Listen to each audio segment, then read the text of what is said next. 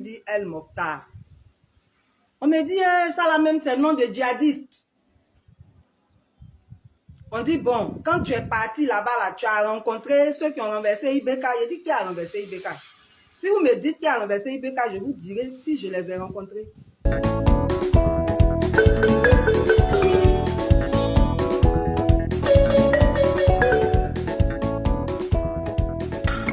Bon paix. Tcha, tcha, tcha. Et vous l'avez vu? Mon cher, la maman. Bonsoir les amis. Bonjour, bon après-midi, dépendamment de votre position, les amis. Venons s'affairer un peu. En tout cas, venons s'affairer. Venez, on va s'affairer. Est-ce que vous savez que Pulchérie Igbalé est sorti pour expliquer comment ça s'est passé à l'aller et au retour. Pays il a fait peur. Ils ont même bloqué son téléphone jusqu'à ce jour, les amis. Écoutez. Vraiment, pays là, c'est... Non. Ça, c'est quel pays, ça? Les amis, écoutez, sans plus tarder, écoutez Pulchérie Igbalé. Nous sommes aujourd'hui 5 août 2022. Écoutez-la. Bye bye. Une personne de la société civile du Mali, notamment le président de Unis pour Mali, qui est un mouvement patriotique, m'a contacté à travers un ami et m'a invité à venir au Mali pour un partage d'expérience.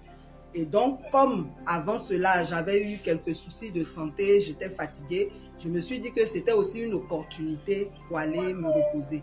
C'est ainsi que le voyage du Mali a été programmé et le 27 juillet, je me suis rendue à l'aéroport. Quand je suis arrivée à l'aéroport, déjà là dehors à l'entrée au premier contrôle, la dame qui a pris mon passeport, après avoir pris mon passeport, est allée consulter ses collègues.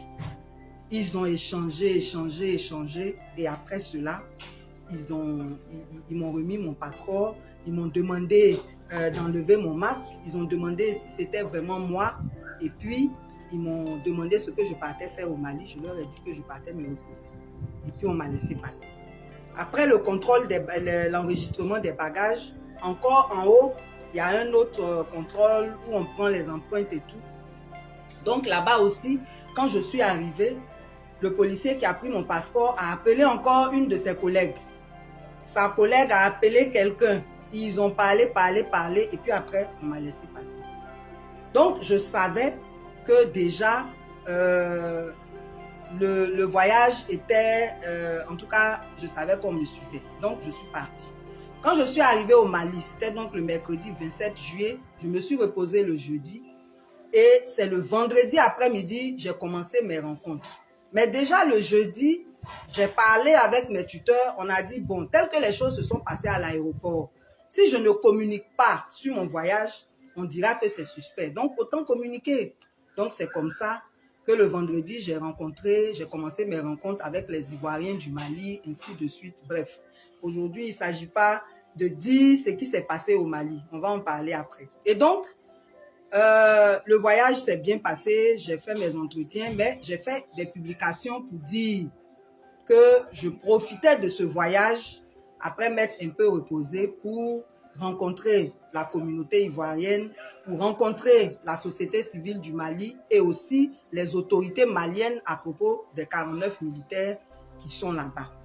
Voilà un peu comment les choses se sont passées. Donc, je devais revenir dimanche, mais compte tenu des rendez-vous qui ont été pris, j'ai décalé mon voyage au mercredi. Donc, mercredi, j'arrive à l'aéroport d'Abidjan. Mais déjà, avant d'arriver, comme je savais que c'était possible qu'il se passe ce qui s'est passé, j'ai informé mon assistante, je lui ai donné certains contacts et je lui ai dit que si je ne sortais pas de l'aéroport à temps, qu'elle lance une alerte. Donc, j'arrive à l'aéroport, on prend mon passeport, là encore, on s'en sort, on s'en va tourner, on vient, on me dit, bon, le commissaire de l'aéroport veut me voir. Je les suis, on s'en va. On arrive là-bas, je dis, bon, ils me disent que le directeur général de la police veut me voir. Il veut me voir à la préfecture de police. Je dis, mais pour me voir là, lui, il a mon numéro, il n'a qu'à m'appeler et puis je viens. est-ce qu'on a besoin de faire tout ce cinéma? Bon, comme il y a des gens qui m'attendent à l'aéroport, je vais les appeler pour leur dire que je m'en vais à la préfecture de police. On dit non, il ne faut pas j'ai appelé, de donner mon portable. Je dis, mais si vous dites qu'il n'y a pas de problème, pourquoi vous ne voulez pas que j'appelle? Et même s'il y avait problème, j'ai le droit d'appeler mon avocat aussi. On dit non, je ne dois pas appeler, de donner mon portable. Donc j'ai fermé le portable et puis je leur ai donné. Et c'est comme ça qu'on m'a conduit à la préfecture de police. Mais évidemment, ceux qui m'attendaient ont constaté que j'avais disparu, mais ils ne savaient pas où j'étais puisque je n'ai pas parlé avec eux. Donc, c'est comme ça que après l'alerte a été donnée que j'ai disparu. Certains ont dit à la DST, enfin. Mais j'étais à la préfecture de police. Arrivé à la préfecture de police, j'ai demandé à appeler. On dit qu'on ne veut pas que j'appelle. On est arrivé là-bas. Je suis arrivé, l'avion est arrivé à 18h20. Le temps des embouteillages, tout ça, on est arrivé à la préfecture de police après 20h. Donc, arrivé là-bas, j'ai demandé à appeler un avocat. On ne veut pas que j'appelle. Je dis, mais attends, c'est pas normal. Ici, à la préfecture de police, là, on est dans un circuit normal. Donc, c'est normal que j'appelle. On dit non. Je dis, ok.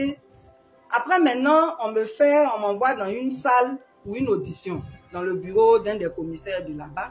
Le préfet de police lui-même était là. Et on se met à m'interroger.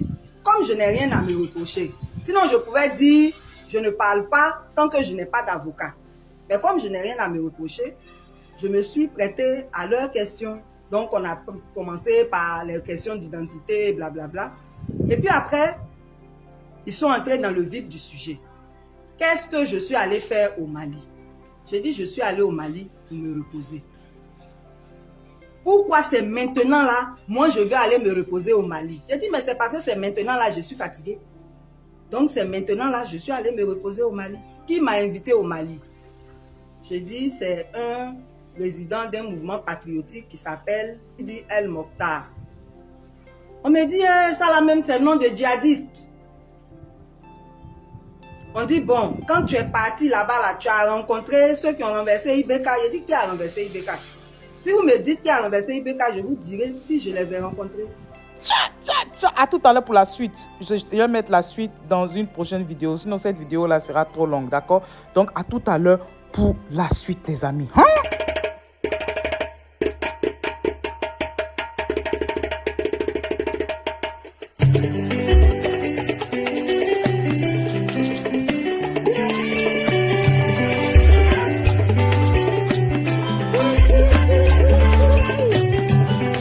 Le pays que nous habitons s'appelle la Côte d'Ivoire. Et ses habitants sont des Ivoiriens. Nous sommes des enfants ivoiriens. Enfants ivoiriens. Mambo, oh léléya. Mambo, oh léléya. Mambo.